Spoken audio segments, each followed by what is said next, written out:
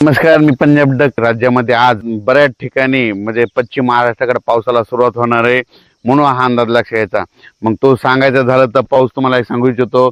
अहिल्यानगर जिल्हा, पुणे जिल्हा, नाशिक जिल्हा, त्याच्यानंतर कोकणपट्टी, घाटमाता, त्याच्यानंतर महाबळेश्वर, सातारा, सांगली, सोलापूर, कोल्हापूर, त्याच्यानंतर लातूर, बीड, धाराशिव, परभणी, जालना, संभाजीनगर ह्या पट्ट्यामध्ये आज म्हणजे सांगायचं झालं तर 13, 14, 15च्या दरम्यान म्हणजे पाऊस येणार आहे, म्हणून हा अंदाज लक्षात घ्यायचा. ज्यांची हळद असेल तर तुम्ही काय करा की तुमची हळद ह्या 3 दिवसामध्ये झाकून ठेवा, कारण की राज्यामध्ये सांगायचं झालं तर आता आज देखील पाहू शकता. मी पैठणला जाताना या ठिकाणी पाऊस पडलेला आहे, तर पैठणला जात असताना या ठिकाणी आष्टीकडे पाऊस पडलेला आहे. आणि त्याच्यानंतर राज्यातल्या सर्व शेतकऱ्याला सांगितलं आज 13 तारखेला मात्र राज्यामध्ये बऱ्याच ठिकाणी पावसाचं आगमन होणार आहे, म्हणून हा अंदाज लक्षात घ्यायचा.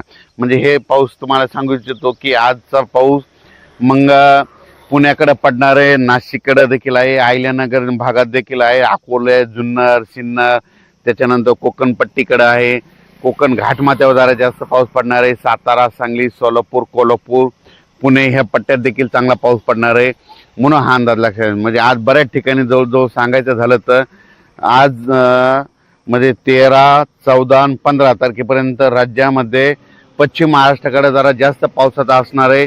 ज्यांची हळद असेल, कांदा असेल तर तुम्ही काय करा, आज दुपारपर्यंत झाकून घ्या. दुपारनंतर राज्यामध्ये म्हणजे बऱ्याच ठिकाणी पश्चिम महाराष्ट्राकडे पावसाला सुरुवात होणार आहे, म्हणून हा अंदाज लक्षात घ्यायचा.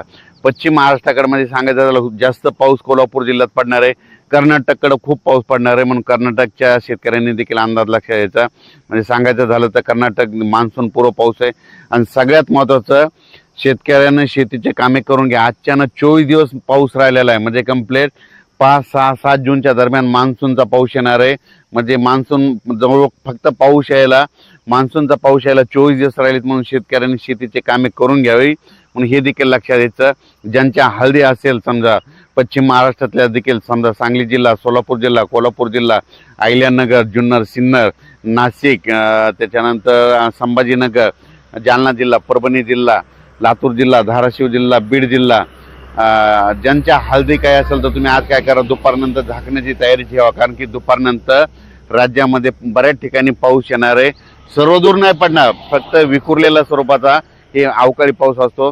आणि सगळ्यात महत्त्वाचं 15 मे ते 30 मेच्या दरम्यान ज्या भागात जास्त पाऊस पडला पावसाळ्यात त्या भागात मात्र जास्त पाऊस पडतो. एक सगळ्यात उदाहरण सांगतो. 15 मे ते 30 मे दरम्यान आता ही आष्टी भाग आहे, ह्या आष्टीला पाऊस पडला बघा, इथं हे पाहू शकता. तर येणाऱ्या पावसाळ्यात इथं दररोज पाऊस येणार, आणि जर एखाद्या दिवशी इथं बाजूला एखाद्या गावाला नाही पडला तर येणाऱ्या पावसाळ्यात त्या गावाला सोडून देणार, म्हणून हे लक्षात घ्यायचं. 15 मे ते 30 मे दरम्यान पडलेला पाऊस निर्णायक असतो, म्हणून हे देखील लक्षात घ्यायचं. म्हणून राज्यातल्या सर्व शेतकऱ्यांनी हा अंदाज लक्षात घ्यायचा. पाऊस जवळ आलेला आहे, शेतीचे कामे करून घ्या. फक्त 24 दिवसात पाऊस राहिला आहे, म्हणून हे अंदाज लक्षात घ्यायचा. मान्सून उद्या 16 किंवा 17 तारखेला अंदमान बेटावर दस्तक देणार आहे, त्याच्यामुळं यावर्षी लवकर पाऊस येऊ शकतो, म्हणून हे देखील सर्व शेतकऱ्यांनी लक्षात घ्यायचं. अचानक वातावरणात बदल झाला तर लगेच एक मेसेज दिला जाईल. धन्यवाद.